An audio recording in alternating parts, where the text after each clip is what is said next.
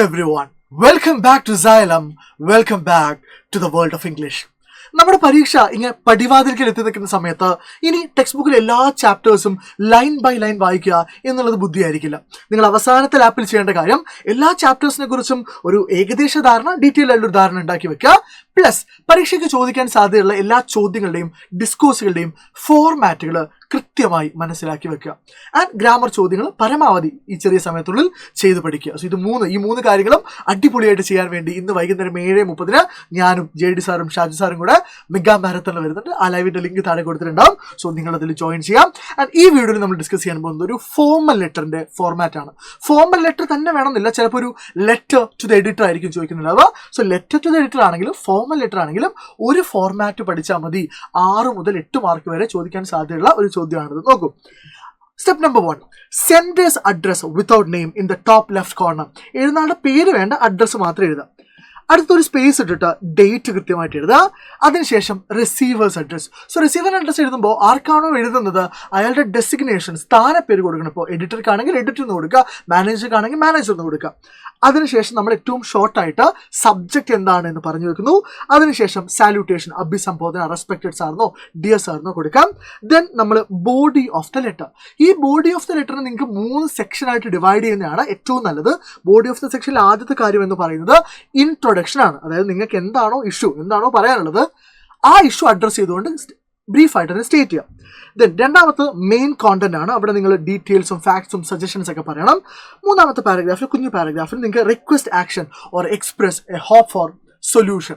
So ഇങ്ങനെ ആ paragraph 3 പാരഗ്രാഫുകളായിട്ട് divide ചെയ്യാം. അതിനുശേഷം നമ്മൾ കോംപ്ലിമെന്ററി, CLAUSE ആണ് കേട്ടോ, കോംപ്ലിമെന്ററി ക്ലോസ് എഴുതുന്നു. അതിനുശേഷം നമ്മൾ SD എന്ന് എഴുതാം. സൈൻ ചെയ്യേണ്ട SD എന്ന് എഴുതിയാൽ മതി. ദെൻ അതിനുശേഷം എഴുതുക നെയിം ഓഫ് ദ സെന്റർ. ഇത് കുറച്ചുകൂടെ ക്ലാരിറ്റിയിൽ മനസ്സിലാവാൻ വേണ്ടി ഞാൻ ഇവിടെ ഒരു പ്രീവിയസ് ക്വസ്റ്റ്യൻ അറ്റംപ്റ്റ് ചെയ്യുന്നുണ്ട്. എ ഹൊരഗല്ലു is essential in any journey.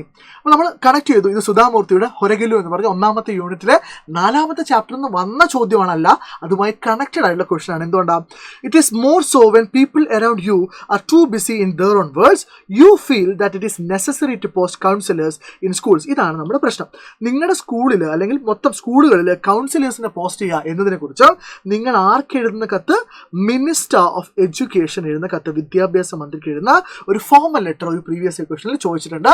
So അതിന്റെ ആൻസർ ഏകദേശം ഇങ്ങനെ വരും. നോക്കൂ, ആദ്യം നമ്മൾ എന്ത് ചെയ്യുന്നു? Writers address without name, green villa, MG road, Kochi. തന്നെ എഴുതാൻ നിർബന്ധമൊന്നുമില്ല. അടുത്ത് നമ്മൾ എന്ത് ചെയ്യുന്നു?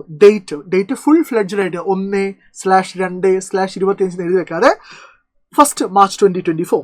അടുത്ത step minister of education, the secretariat, Trivandrum or Thiruvananthapuram. So step number 1, 2, 3. Step number 4 എന്താ? സബ്ജക്റ്റ് എഴുതുന്നു. എന്താ subject? Posting of counsellors in schools. So step number 4 കഴിഞ്ഞു. Step number 5 dear sir, salutation കൊടുക്കുന്നു. അതിനുശേഷം നമുക്ക് എന്താണോ പറയാനുള്ളത് ആ കാര്യം പറയാം. ഈ ചോദ്യം തന്നെ ചോദിക്കുന്ന നിർബന്ധമില്ല. അപ്പം എന്താണോ പറയേണ്ടത് പറയാം, അല്ലേ? Every day we here about girls being molested or small children being abused. People of no professions are exempted from abusing children if they get a chance for it. So ഈ രീതിയിൽ നിങ്ങളുടെ ടോപ്പിക് എന്താണ് എന്ന് വളരെ beautiful ആയിട്ട് introduce ചെയ്യാം. അതിനുശേഷം കാര്യങ്ങൾ ഇലാബറേറ്റ് ചെയ്യാം. അവസാനം നമ്മൾ എന്ത് പറയാം?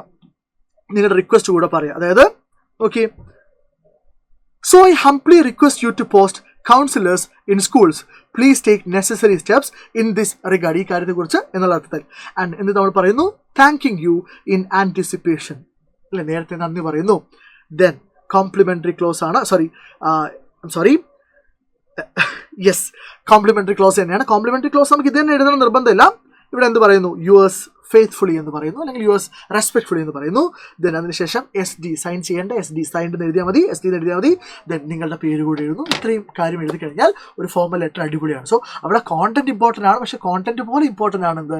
ഫോർമാറ്റിന്റെ സ്ട്രക്ചർ എന്ന് പറയുന്നത്. അതിന് നിങ്ങൾക്ക് മാർക്ക് കിട്ടും. Okay, so people, I will see you today at 7:30. Thank you.